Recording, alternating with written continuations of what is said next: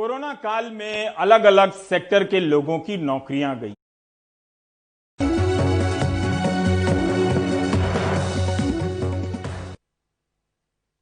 Corona काल में अलग अलग सेक्टर के लोगों की नौकरियां गई हैं, अलग अलग पेशे के लोगों की नौकरियां गई हैं। जो दिल्ली में साप्ताहिक बाजार लगाते थे, छोटे छोटे सामान बेचते थे, उनका भी रोजगार बंद हो गया क्योंकि भीड़ से ही उनकी कमाई होती थी। जो लोग प्राइवेट ट्यूशन पढ़ाते थे उनका रोजगार बंद हो गया, जो कोचिंग में पढ़ाते थे उनकी सैलरी बंद हो गई, और जो स्कूलों में पढ़ाते थे उनकी भी सैलरी बंद हो गई। बहुत से प्राइवेट स्कूलों ने अपने टीचर को निकाल दिया है, उन्हें सैलरी नहीं दी है। लेकिन इस बात की जांच करनी चाहिए, और इसे सिर्फ आपराधिक नजरिए से नहीं बल्कि जानने के लिए जांच करनी चाहिए कि इन प्राइवेट स्कूलों में फीस आ रही है या नहीं। इससे हमारे समाज की एक दूसरी हकीकत का अंदाजा मिलेगा कि एक स्कूल में जहां 10,000 छात्र पढ़ते थे उनमें से कितने छात्र अब फीस नहीं दे पा रहे हैं। ये जानना जरूरी है क्योंकि इसी के आधार पर स्कूलों पर दबाव पड़ रहा है और स्कूलों से छटनी की जा रही है। ये आलीशान बिल्डिंग दिल्ली एनसीआर के नामी और बड़े प्राइवेट स्कूलों में से एक की है।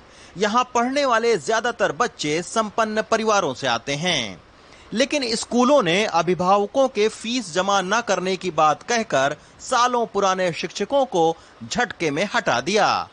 जिंदगी के कई साल स्कूल में देने वाले शिक्षक अब सड़क पर आ चुके हैं। हमारे पास मेल आती है डीपी सिंधापुरम से, और उसमें बोला जाता है कि मिस्टर भाटी, और आपको विद इफेक्ट ऑफ 1 जुलाई 2020 आपको सर्विस से टर्मिनेट किया जाता है।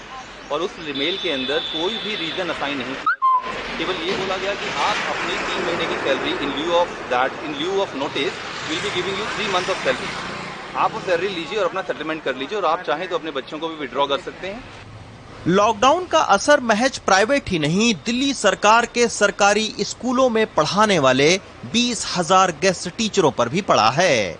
दिल्ली के सरकारी स्कूलों में 7 साल तक गेस्ट टीचर रहे देवेश कुमार को जब मई से तनख्वाह नहीं मिली तो उन्होंने पंचर बनाने की दुकान खोल ली। कोरोना काल में ये नेचुरल साइंस के पीजीटी टीचर से अब साइकिल टायर के पंचर जोड़ने वाले कारीगर में बदल गए हैं। दिल्ली सरकार ने जब आदेश निकाला तो उस आदेश में हमें हटाने का आदेश दिया गया था, यानी रोजी रोटी आपकी चली गई जी। और हम पूरी तरह से स्कूल छोड़ करके अपने काम पर आश्रित होने लगे हैं। जो राष्ट्र का निर्माता होता है जिसे कहा जाता है, शिक्षक को आज अगर वो ऐसा काम करता है तो ये बड़े शर्म की बात है, और सरकार को भी इस बारे में सोचना चाहिए।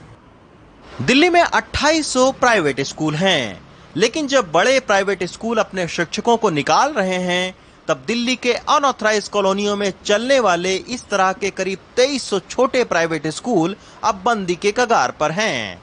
4 महीने से बंद पड़े स्कूल की कंप्यूटर लैब में धूल की मोटी परत जम गई है, और मेहनत मजदूरी करने वाले लोगों के बच्चों के इस स्कूल में 800 में से केवल 9 बच्चों की ही फीस आई है।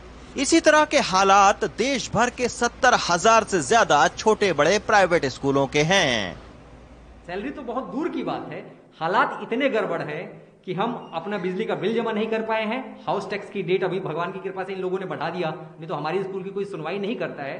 देखिए अभी तो हालात ऐसे हैं कि हमारे बहुत सारे मित्र हैं वो डिप्रेशन में जा रहे हैं, और हमारी भी स्थिति बहुत अच्छी नहीं है। रात को नींद नहीं आती है क्योंकि हमने 20 साल पहले इस विद्यालय की नींव रखी थी, ये सोचकर कि मैं समाज के सबसे जो निचला तबका है उसको अच्छी से अच्छी शिक्षा देने का प्रयास करूंगा।